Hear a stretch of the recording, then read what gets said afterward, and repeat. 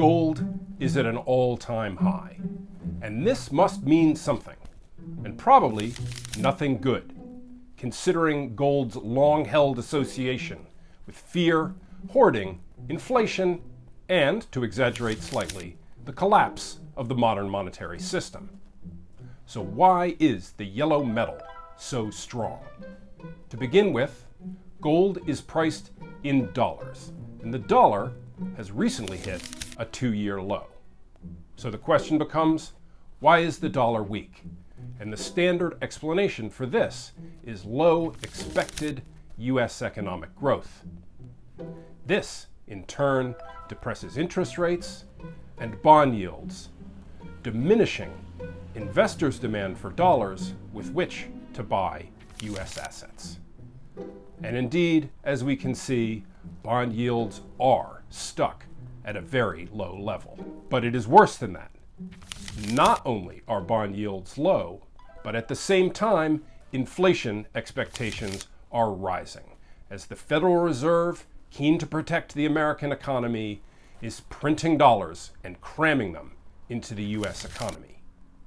This means that real yields, that is, yields after inflation, are not just low. They are falling. And when real yields fall, gold, which yields nothing at all, almost always rises. So, all of these factors fit together.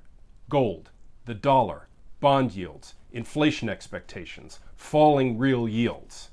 They all make a certain logical sense. Should we, therefore, be buying gold today? Well, in order for gold's ascent to continue, real yields have to continue to fall.